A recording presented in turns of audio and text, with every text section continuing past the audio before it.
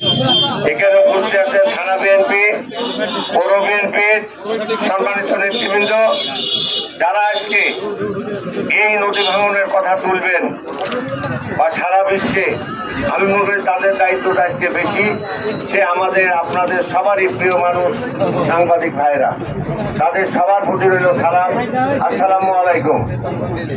আপনারা নিজেরাও জানেন, আমরাও কিছুটা হলেও জানি, এই নদী ভাঙন সাধারণত যখন পানি বাড়ে তখন হয়, কিন্তু আমরা দেখছি এখন দেখছি, এটা আশ্চর্য লাগছে আমাদের কাছে যে বৈশাখ মাসে নদীর এমন অবস্থা যে আপনি এখানে আমি দাঁড়া চিকিৎসা মিষ্টি ভাঙলে পর্যন্ত ভাঙিয়ে চুরমার হয়ে যাচ্ছে, মানুষ আতঙ্ক করছে।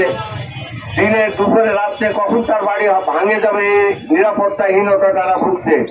আমরা আশা করি আপনারা এই বিষয়গুলো সরজমিনে অবশ্যই আপনারা দেখছেন, এই বিষয়গুলা এই চারঘাটের অসহায় মানুষের পাশে আপনারা দাঁড়াবেন এবং এই বিষয়গুলা আপনারা সারা বাংলাদেশের মানুষ যাতে আপনাদের এই পবিত্র দায়ী কলমে সারা বাংলাদেশের মানুষ, টিভিতে সারা বাংলাদেশের মানুষ আমাদের চারঘাটের অসহায় মানুষের পাশে দাঁড়াবে, তার সমস্ত ব্যবস্থা আপনারা করে দেবেন।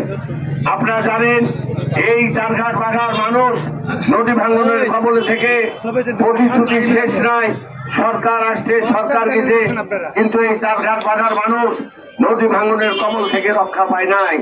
যদিও বক্তৃতার ঝোলঝুলি শুনেছি, স্বপ্ন মানুষকে দেখানো হয়েছে, যেভাবে স্বপ্ন দেখাতেন শেখ মুজিব, যেভাবে স্বপ্ন দেখাতেন শেখ হাসিনা, স্বপ্ন আমরা দেখেছি 18 বছর, কিন্তু আসলে চারঘাট বাগার নদী ভাঙনের এলাকার মানুষের কোনো কাজ হয়নি, এটা আপনারা জানেন।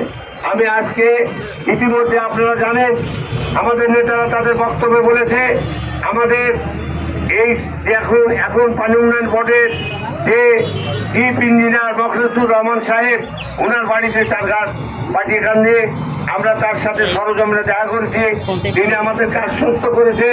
আমি বলেছি আশ্বস্ত করলে হবে না, এই কাজটা আপনাদের করে দিতে হবে।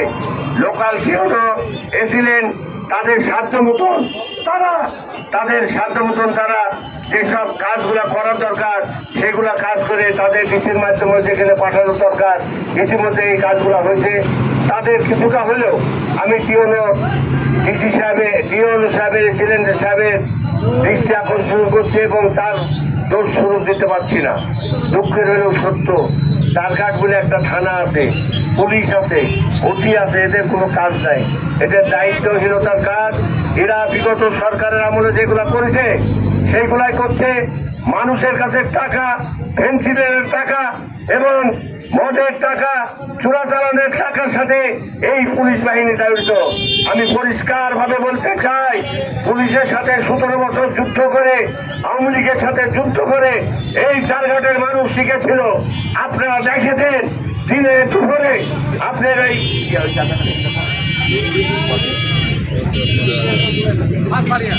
পাঁচবাড়িয়া দিনে দুপুরে প্রকাশ্যে যারা লুটপাট করেছে, ওসি আঙুল তুলছে, ওসির দায়িত্ব যদি পালন না করেন এখান থেকে বিদায় হন, চাকরি ছেড়ে দেন।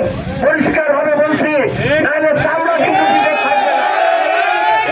চামড়া থাকবে না, সব ভয় দেখা লাভ হবে না। পুলিশ বলি জাতি যেগুলো আছে, পুলিশ এখন বাংলাদেশের মানুষের কাছে একটা ঘৃণার পাত্র, তাদেরকে শ্রদ্ধা সম্মান করতে আমাদের লজ্জা লাগে। যেখানে দিনে দুপুরে বাড়ি ভাঙচুর হলো, লুটপাট হলো, আপনারা সরজমিনে আজকে যান দেখেন, দিনে দুপুরে বাড়ি লুটপাট, মোটরসাইকেল ছিনতাই, পুলিশের নীরব দর্শকের ভূমিকা পালন করেন। আমরা এগুলার ব্যবস্থা করতে পারি। তারেক রহমানের নির্দেশে এই সরকারকে সাহায্য করার কথা তারেক রহমান সাহেব বলেছেন বলে আমরা সহ্য করে আছি। আমরা এগুলা যারা করে তাদের 2টা হাতের বেশি 4টা হাত নাই। আমি আবু সাইদ চাঁদ এগুলাকে ভয় করি না, তাদেরও হাত 2টা, আমাদেরও হাত 2টা। পুলিশকে আঙুল তুলছে, বেতন দিচ্ছে মাসে মাসে। পুলিশের ভূমিকা নিরাপত্তা এবং মানুষের কাছে যায় টাকা চায় যারা, তাদের চাকরি করার কোনো অধিকার বাংলাদেশের মাটি তার থাকবে না। যে পুলিশ ভোট কাটে, যে পুলিশরা ভোট কেটে বিগত সরকারকে পাস করাইছে বারবার টাকা পয়সা দিয়ে, সেই পুলিশের কতটুকু সৎসাহস আছে আমরা জানি এগুলা।